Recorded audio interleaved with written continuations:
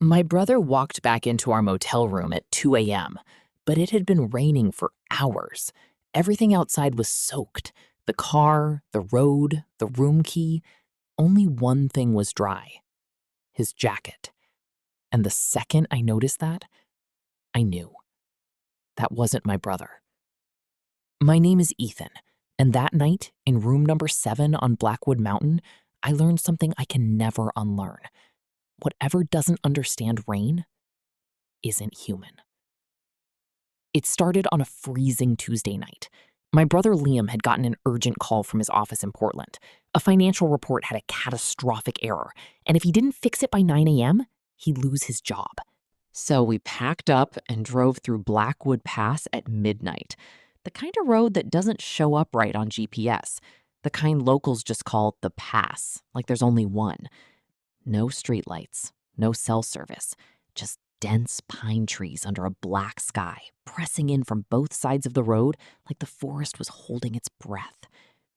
About 40 minutes in, Liam suddenly slowed the car. "Did you see that?" he asked. I hadn't. He said something had crossed the road ahead of us, low and fast, on all fours. But when we passed the spot, there was nothing there. Just wet asphalt and fog curling up from the trees like smoke. A few minutes later, the radio, which had been playing static-laced music the whole drive, cut out completely. Not slowly, all at once, mid-song, like someone had reached over and switched it off. Neither of us touched it. Liam glanced at me. Neither of us said anything. We just kept driving, the silence somehow louder than the static had been. Then the fog rolled in fully, thick as smoke. Red and blue lights cut through it, a state patrol SUV blocking our way. A tall, pale officer walked up, flashlight shaking slightly in his hand.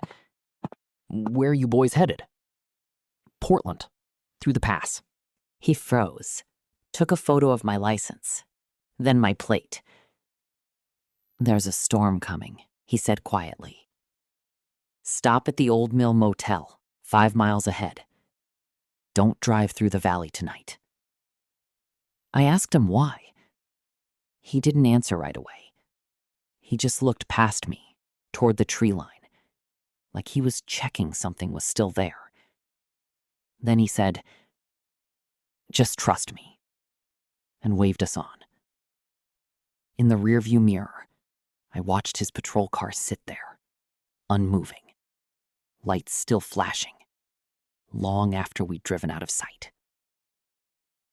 The rain started the second we saw the neon sign buzzing in the dark. The Old Mill Motel. Decrepit. U-shaped. The parking lot empty, except for one rusted truck that looked like it had been sitting there for years. Tires sunk into the gravel. Spiderwebs strung between the mirror and the door handle. An old man with cloudy eyes sat behind the counter. He hesitated before sliding us the key. Room 7. End of the corridor.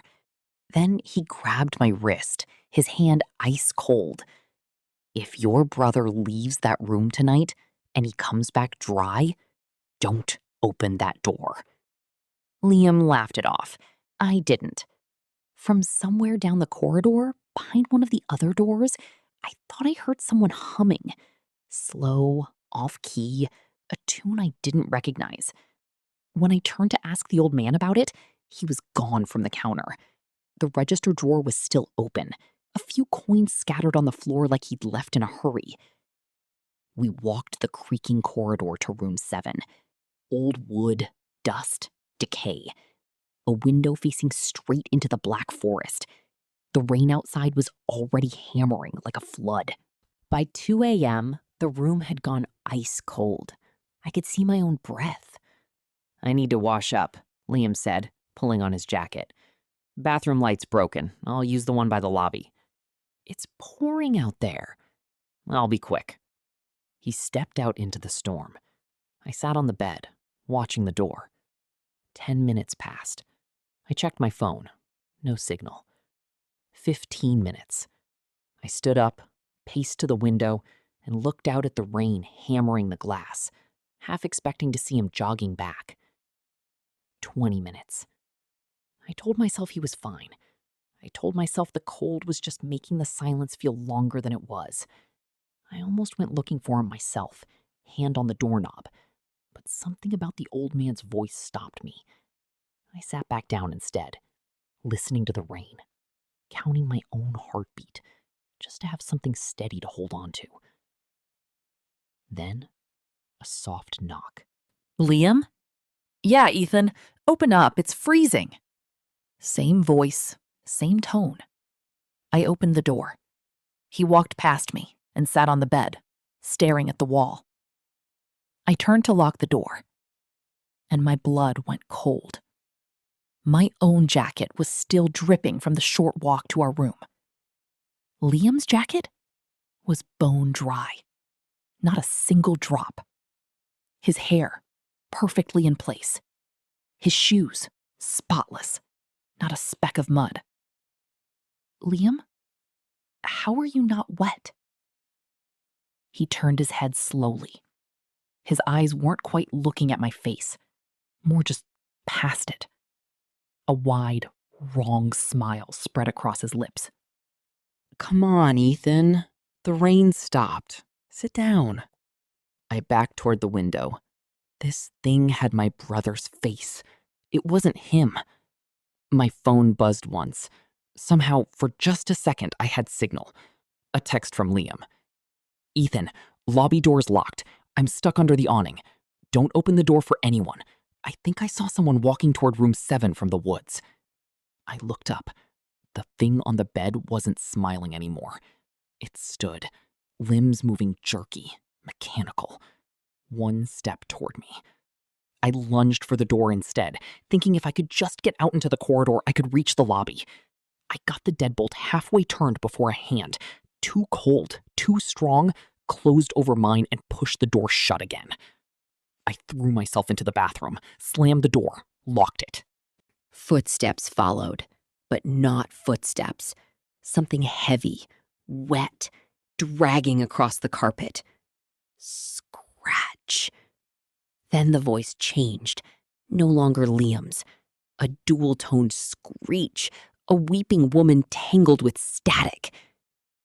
Open the door, Ethan. It's so cold out here. I pressed my back against the door, hands shaking.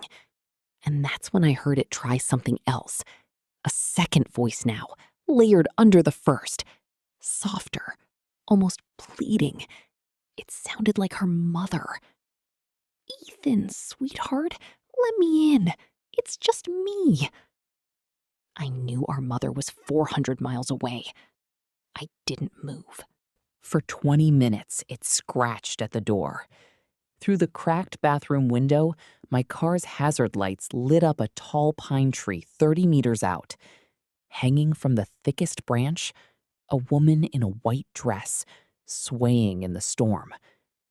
As I watched, her head turned and looked straight at me. Slowly, impossibly, her bare feet lifted from the mud below the tree, and she began to drift, not walk, drift, toward the motel, toward the window I was standing at. I scrambled back from the glass and pressed myself into the corner of the bathroom, eyes shut, praying for the first time in years.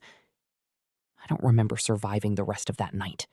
I just remember the sun finally breaking through the window and the screeching fading into the wind, replaced by something almost worse. Silence. When I unlocked the door, the room was empty. The front door swung open in the breeze. Liam was waiting at the lobby with the police, completely fine. But he said he'd felt something watching him from the tree line all night, and that for a moment, just before the officers arrived, he'd heard my voice calling him from somewhere deep in the woods. We left that mountain and never went back. The sheriff later told us a woman had lost her child on that highway years ago and hanged herself behind room 8. They say she still wanders Blackwood Forest, using the voices of the people we love to lure us into the dark, waiting for someone too tired, too scared, or too trusting to notice the one detail that gives her away. I survived because I looked at his jacket. I survived because he was dry. But now, every time it rains and I hear a knock on my door, I pray that whoever's standing on the other side is soaking wet.